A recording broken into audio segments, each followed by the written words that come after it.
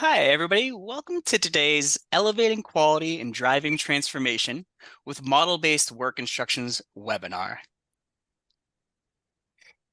Hi, everybody. Thank you for joining us today. We're thrilled to have you here for this insightful session. In the next 30 minutes, we'll explore how model-based work instructions can significantly elevate quality and drive transformation in your operations. I'm Mike Hume, your moderator and an account manager here at Canvas GFX. Joining me today is Ellie Linehan, who's our VP of Solutions at Canvas. With over a decade of experience in aerospace design, 3D visualization, and PLM, Ellie works closely with our customers and partners every day, helping them integrate model-based work instructions into their engineering workflows to enhance transparency, sustainability, and quality. Welcome, Ellie, and thank you for sharing your expertise and real-life examples with us today. Could you share a few words? Yeah, thanks, Mike, for the introduction. I'm excited to have this discussion today. I think model-based workflows have been kind of becoming bigger and more important over the past decades. So excited to talk about the new frontier of model-based work instructions. Excellent. Ellie, thank you so much. Everybody, we have an engaging agenda lined up. Patricia Hume, our president and CEO, will kick off with a special message, followed by an exploration of technology's pivotal role in modern manufacturing. Then we'll delve into the core of today's topic, model-based work instructions, and the latest trends in digital modeling. Ellie will demonstrate how these instructions empower frontline workers in both assembly and field support scenarios. And of course, we'll reserve ample time for your questions. Before we begin, a quick note. You'll receive access to today's slides and link to the on-demand recording for your reference and to share with your colleagues. We encourage you to interact throughout the webinar by posting your questions in the chat, which we'll address towards the end. Without further ado, let's hear from Patricia Hume, President and CEO of Canvas GFX. Hi, everybody. Thanks, Mike, for the nice introduction. I'm really delighted to be here with you today, and thanks to everyone for joining our webinar. Really appreciate your investing your time to explore how model-based work instructions can elevate your organization's quality standards. Here at Canvas GFX, we empower our customers to achieve excellence in quality, efficiency, and time to market while enhancing workplace satisfaction and retention on the factory floor. Since the 1980s, Canvas GFX has led the field in advanced technical graphics, trusted by global manufacturing giants for critical product visualization and technical illustration. Today, we continue to evolve alongside technology and our clients, offering a cloud-based platform for creating, managing, and utilizing model-based digital work instructions. This innovation revolutionizes how frontline workers learn, understand, and execute critical tasks, ultimately elevating quality, efficiency, and job satisfaction.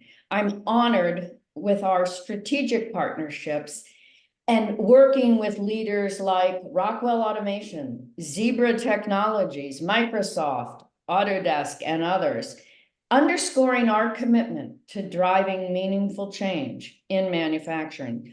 We're dedicated to empowering our frontline workers and are committed to equip them with the necessary tools for their success. Thank you so much for being part of today's webinar, and I look forward to connecting with each and every one of you very soon. Mike, back to you. Patricia, thank you so much. Let's hop right into it, Ellie. Ellie, in your customer conversations, what are factors driving them to engage digital transformation efforts? Yeah, great question, Mike.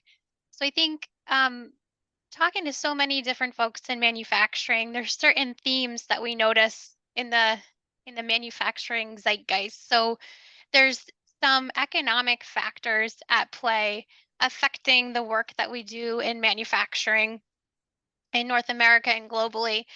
Um, so there's a lot of uncertainty. There's a lot of inflation. We feel it just as consumers, not even thinking about manufacturing. It's present every day.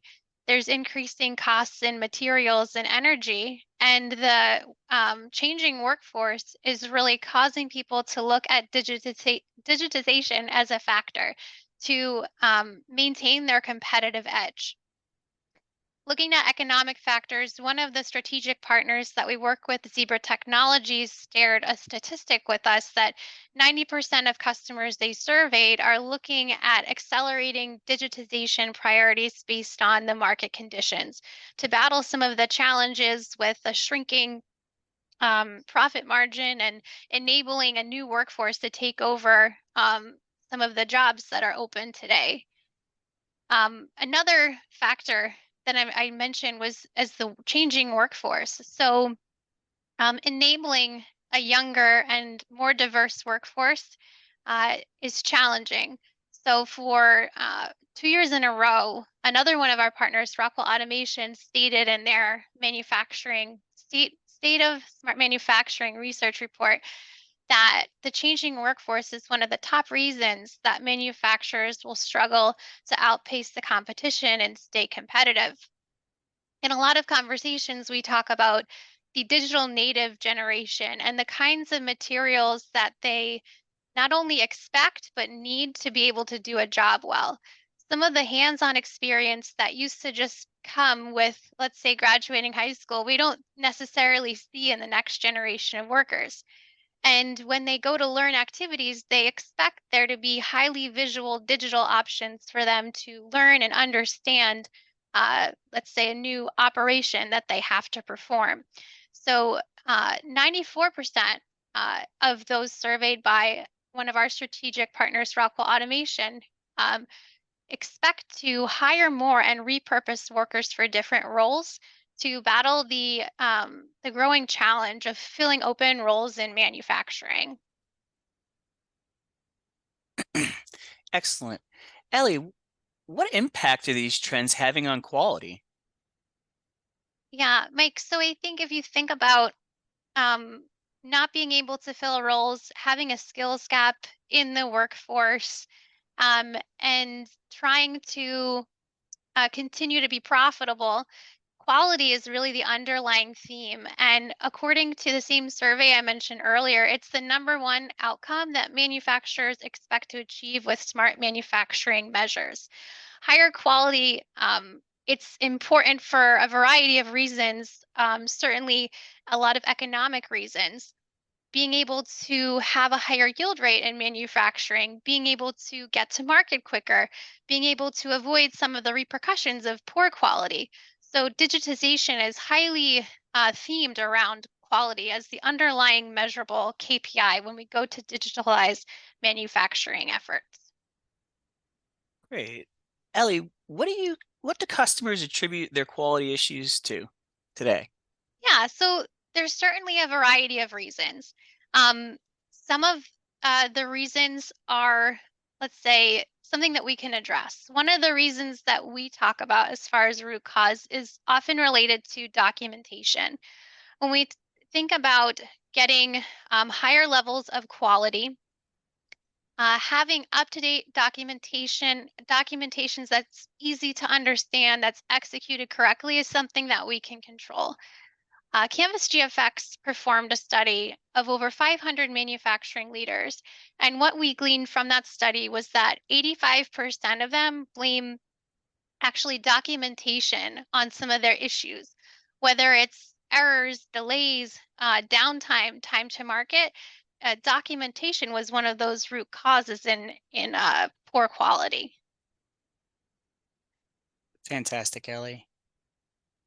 So, folks, on to our first polling question. You'll see, an area to be able to answer these as well, right within the webinar, the Zoom meeting. So the first question being, where is your organization in digital transformation journey today? And then I will launch this poll right now. Yeah, we have some options you should see on your screen. So I'll say there's certainly a large notable percentage of advanced manufacturing that still utilizes all paper work instructions, but there's a big shift to go digital for the reasons that we mentioned. So in this survey question, Let us know where you are on that journey, if you're already all digital or you're in a changeover process from that paper-based to digital work instruction. We'll leave it open for a Excellent. minute. Yep, I'll leave that poll open. Absolutely. Ellie, Pat had mentioned in her opening remarks about model-based work instructions. What does it mean when we say model-based work instructions? Sure. Sure. So I think we'll do the poll answers a little bit later and I'll jump into that topic. So model-based work instructions, there is a lot of acronyms in general thrown around in the engineering industry. Some of the acronyms you might hear are DWI, digital work instructions. We even hear interactive digital work instructions, model-based work instructions. Regardless of what acronym you categorize them under, they fall within this MBX theme. So model-based as a prefix here. So I'll dive into a few that are related. So MBD, MBE, and MBSE.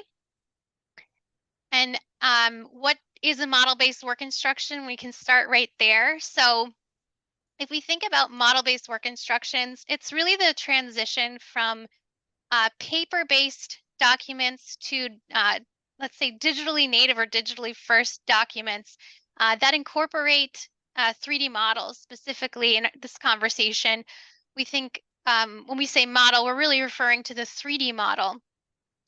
To create interactive documents that really leverage the engineering data, design data to enable those who are executing work instructions.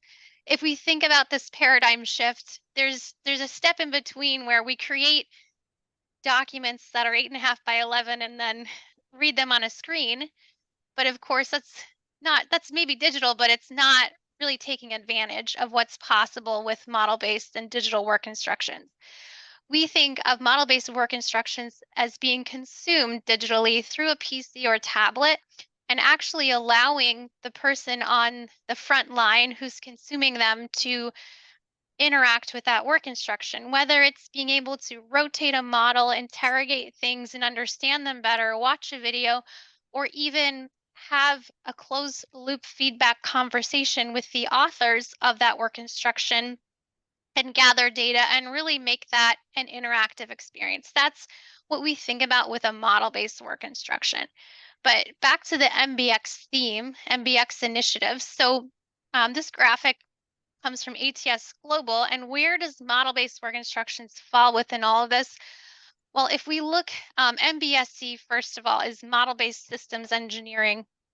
And then we have model-based design, which overlaps with both MBSE and MBE, which is model-based enterprise. So following the red arrows here, we have mechanical design, which falls under MBSE. That mechanical design falls into MBD. So there's specific initiatives that dictate what's required for model-based definition, and I will go into it. Once you take that model-based definition, you can utilize it in technical documentation, and then you can extend that technical documentation to your digital factory. So that's kind of the thread of where model-based work instruction touch MBX initiatives.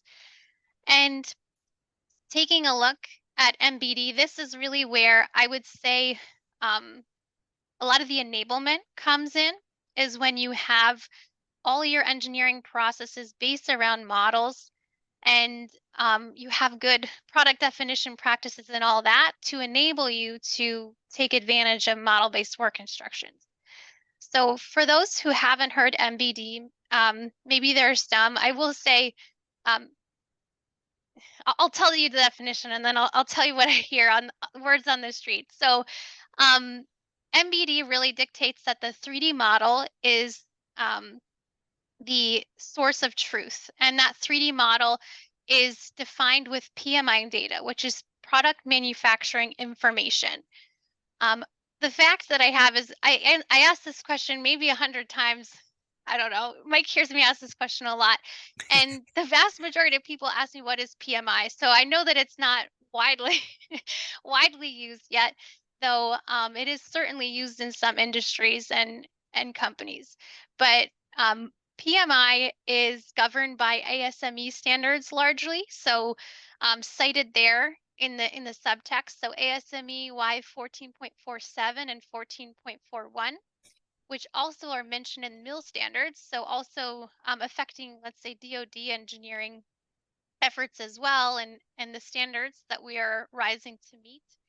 So the PMI information, if you can squint your eyes a little bit here, this is an example of a model with PMI information in Envision, which Canvas Envision is our tool for generating model-based work instructions. So it really governs that the 3D model coming from engineering, not the 2D drawing, dictates the source of truth.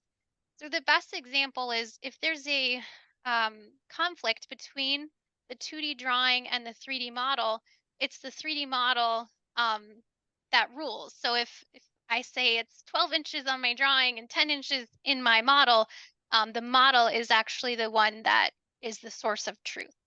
So that's an interesting fact. And when you do go to model-based work instructions, that modeling, the definition of features in PMI happens once, and then you can leverage that in your model-based work instructions. So that's kind of an interesting opportunity when you fully adopt NBD. And it also enables things like using CAM for fabrication, so computer-aided machining and leveraging the model as a source of truth. So that's some interesting things. And then briefly, I'll just define MBE and MBSE. So MBE is refers to really the organization using digital methodologies to enable products for the full life cycle. So also leveraging the model as the central business object, the 3D model. And then MBSE is really the systems approach to modeling systems to enable design, analysis, V&V, simulation for the full life cycle, and largely uses SysML, which is a dialect of UML, and tools like Cameo and Magic Draw to model whole systems and simulate those 3D models before they're ever in production to verify that they meet certain requirements. So that's our quick overview of MBX, just to dive in. And thanks, Mike. I think you should see the poll results now on your screen. Yeah, so I think it looks like the majority of folks are in, I guess, the third bucket from the top, which is mostly paper, but starting to look at digital work instructions, which is great. I think, and then some are mostly digital, which is also great, but nobody's all paper, so fantastic. All right. Yeah, and I think yeah, I think Mike, you can help me with this, but we should be able to launch a second polling question. Yep, I just launched that second Thank polling you. question. The question being, where is your organization in model-based design adoption? Yeah, so mostly 2D, 3D design and 2D drawings. I think that's probably pretty common. Starting to incorporate that PMI into 3D designs or using 3D as the single source of truth for drawing and interpretation. And I think we'll see those results later. Mm-hmm. Yeah, I think the whole PMI started even as early as late 90s, early 2000s, but we are starting to see more of it. So I think from here, we'll jump into a demo if we're ready for it. So let me switch over my screen and we'll take a look at some use cases. So in our intro, we mentioned we talk a little bit about assembly and field service. So I have a couple of examples for you all of using model-based work instruction in real life. So we'll jump over.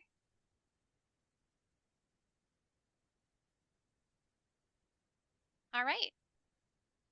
We can see your screen, Ellie. Great. And I'll hide these controls. Awesome. So our first example here is a maintenance use case. So in our platform, Canvas Envision, we have a portal. And in our portal, we manage all of work instructions, user permissions, and centers. as an admin, I can see all the work centers in a workspace. And I can also assign folks permission to create and view content. Here, I have created this team of consumer users called the Z5000 technicians, and I'm assigning them all the centers related to that Z5000 product. And I'm seeing multiple products here, but if I log back in as a consumer, a frontline worker, let's say, consuming these maintenance instructions, now I see just the Z5000 products that I have permission to view. As a consumer user, I have read-only access to the latest published version of this instruction. So I'll navigate here to the Z5000 brake maintenance document. And I can view this right in my browser or in a tablet application. It can also be shared as a link to me, and I can have the option to sign in or not sign in to access it. Now I'm consuming this instruction right in the browser. So as a consumer user, I have the possibility to create a dialogue with the author by adding feedback to the document. So as I go throughout, if I make an observation, if I have a question, I can add that feedback in the context of the document. You'll see in this document, we have a particular branding applied that can be custom to the document, text and table content, of course. We can link to certain pages, include these 3D views from the models, the engineering models. And here I'll add some feedback. In this particular step, there's a check that refers to a check for, we have, I think, a wear check here where we're asked, we have a certain wear limit on this one. We also have some audio with the diagnostic sound for these squeaky brakes. So we have a multitude of media that we can include to enable the frontline worker. So I'll go ahead here and add that feedback because I'd like to see a picture of the wear limit for this one. So I'll add this question for the author to see next time they're logged in, and they'll also get a notification that I have this question. I can add a priority so they know how urgent my request is. And from there, we can go ahead and see what an author of work instructions would see. So I'll log back in as an author, and from here, I can view that feedback. So I can understand better when there's clarifications, questions, observations related to my product in the field. So once I load this, I'll see that feedback, and I'll be able to reply to the consumer that left me that comment. I can also tag other users if I want to tie them into this conversation. So I have the option to use an @ symbol to include any other user in the workspace. So I'll leave a simple comment here, just letting them know that I don't have any clarification right now, let's say, but I can include it in the next released version of the document. And then they will receive an email with that notification. We can resolve this once it's complete, but we'll leave it open until we are able to release the next published version of that document. Jumping back into the view of this document, we can see a few other sample pages from this model-based work instruction for maintenance. We have animated 3D models that explain a procedure. So here, animating the brake pedal is a very easy thing to do as an author of a work instruction. Animated work instructions enable us to explain very quickly and clearly how something goes together, comes apart, or is serviced. We also have access to the full assembly tree of anything visible in this view, so we can verify things like component names. Anytime we have a 3D view in the document, a user can click on that, rotate it around, and hide and show components to see things that would normally be obstructed in a 2D view that they wouldn't be able to clarify. When they click out of any 3D view, it will snap back to its authored position, so it's easy to use and something that you can't break or misunderstand as a consumer. We can combine 2D symbols and 3D labels coming from components, so we can even pull the component name to add a 3D label. And then We also have options for the rendering. So here we have a flat technical diagram that's annotated, and we have a table that's automatically generated from that annotated view.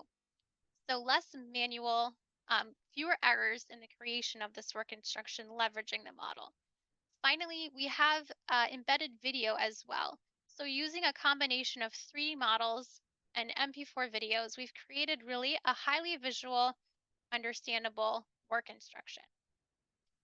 So we'll pause for a moment before I jump into the next scenario. So this scenario takes our platform a little further using model-based work instructions and the low-code APIs that we have available to create a customized consumption experience.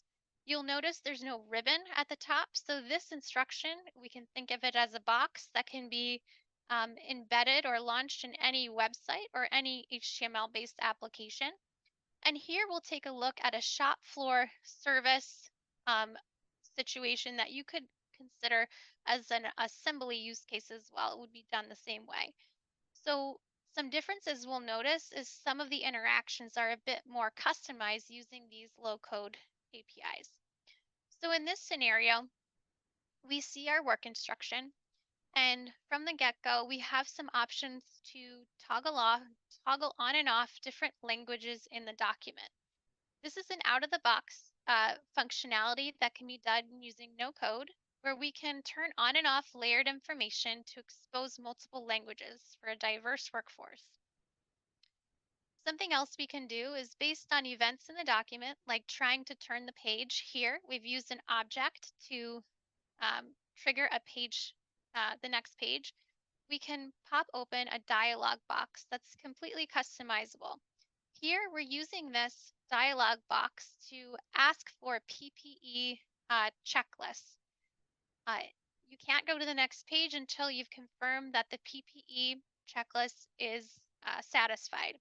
So this bit of pattern interruption done in work instructions can help us make sure that instructions are really followed and we capture the data associated to the execution of the instructions. So that can be recorded in an external database for tracking purposes. Once we've confirmed all of these steps are done, we'll be able to go to the next page automatically. Again, we have an MP4 video included in these instructions. So we have some great media here to understand. And in this scenario, we're asking that the video actually is watched before continuing. And we have the option to ask a question. And this is a customized workflow where we're capturing a screenshot of the actual work instruction to send back to a particular email address or addresses. And this kind of customized collaboration is something that's enabled by our APIs. Whether you're capturing a screenshot, a photo taken, a numerical input, all of these options are something that we can customize using the variety of sample projects included with the Envision SDK. If I put my email address in here, I'll receive this comment via email.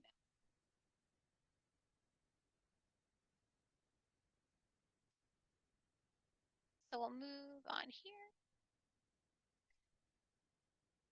And then once we attempt to go to the next page, we'll have to watch this video first. We also have MP4 audio that can be included for any kind of narrated instruction, as well as things like a diagnostic sound. So here, once we've confirmed that we've actually watched the video, we can continue in this use case. Here we see side-by-side text instructions as well as photo images. So you have the opportunity to edit and use images in instructions alongside 3D models, as well as a full library of symbols that you can add standard safety and hazard symbols to.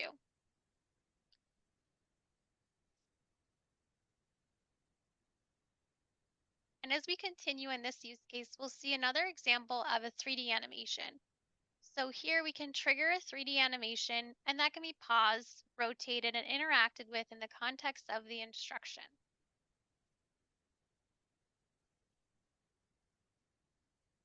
There's a variety of special effects included. such as changing color, opacity, flashing, to truly emphasize the component of interest at any particular step to make these instructions highly visual, understandable, um, side by side with the text information.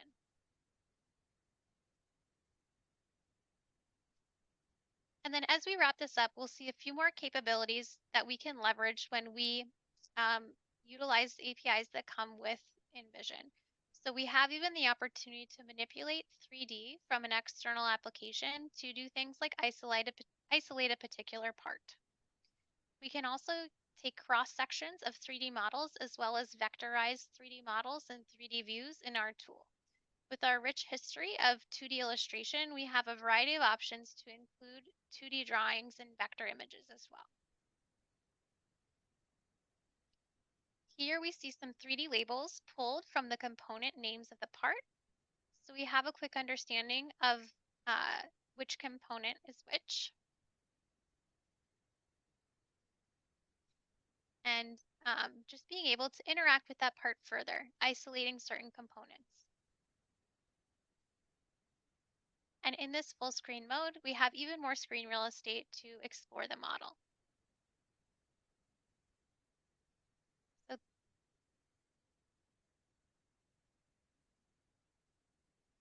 awesome, Mike. So from here, I'll jump back into our slides. Excellent. And I've got some answers for our second poll question as well.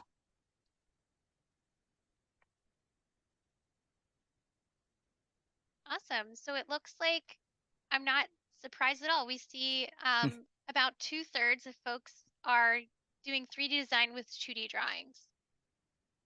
But some are using 3D as the primary drawing definition, which is really cool. Excellent.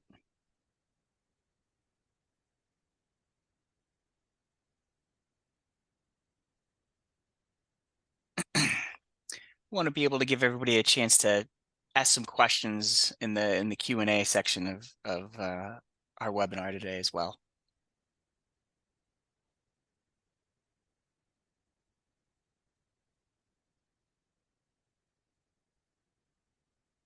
All right.